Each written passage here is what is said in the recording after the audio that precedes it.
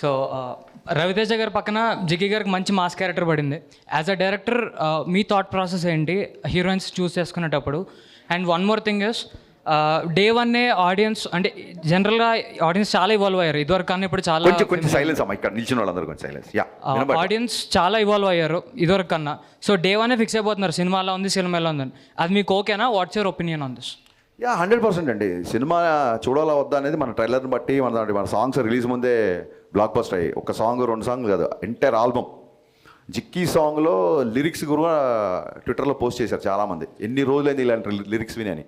So ఆ day one decide అవ్వడానికి, cinema చూడడానికి, ఇప్పుడు సినిమా నచ్చిన వాళ్ళు కూడా వాళ్ళు అంటే పర్సనల్ అటాక్స్ పక్కన పెట్టేస్తే, సినిమా నచ్చిన వాళ్ళు కూడా టికెట్ కొనుక్కున్న ఆ సినిమా, అరే హరీష్ ఒక సినిమా తీసాడు బాగుంటుంది అని సాంగ్స్ విను, ట్రైలర్ విను, టీజర్ విను, లోపలికి వచ్చిన వాళ్ళు కదా. So I respect everybody who ever watch my film, with respect of your liking or disliking.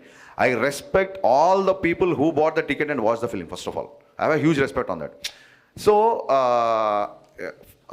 Jikki అనే క్యారెక్టర్కి ఎందుకు కొత్త అమ్మాయికి వెళ్ళామంటే, ఆ 90sలో ఒక వీధిలో ఒక అమ్మాయి ఇలా ఉండేదేమో అనిపించడానికి. సో ఫ్రెష్ ఫేస్ అయితే న్యాచురల్గా ఆ స్ట్రీట్లో ఒక జిక్కీ అనే అమ్మాయి ఉంది అనే ఫీలింగ్ వస్తుంది. ఆల్రెడీ స్టార్స్ని, సూపర్ స్టార్స్ని పెడితే వాళ్ళు చేసిన మిగతా మోడర్న్ సినిమాల తాలూకు ఇమేజ్ అంతా ఓవర్ షాడో అవుతుందని అలా పెట్టాము. సాంగ్స్లో డెఫినెట్గా I'm commercial film maker, I love songs. నేను చాలామంది సోషల్ మీడియాలో మోడర్న్ రాఘవేంద్ర అంటున్నారు, I take it as compliment. సాంగ్స్లో డెఫినెట్గా సినిమాటిక్ లిబర్టీ ఉంటుంది.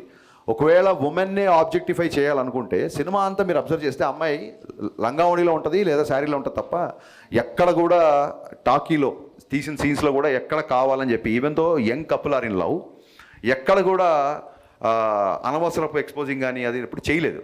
సో నేను చెప్తున్నా కదా, కన్వీనియంట్గా క్రిటిసైజ్ చేసేవాళ్ళు టాకీలో ఒక 40-50 సీన్లు అమ్మాయి ఉంటే ఆ లంగావని వదిలేసి సాంగ్స్లో ఎప్పుడో వచ్చే ఒక సాంగ్స్లో పట్టుకుందాన్ని అబ్జెక్టిఫై చేస్తారు. సో ఇవన్నీ చూసినప్పుడు నవ్వు వస్తుంటుంది.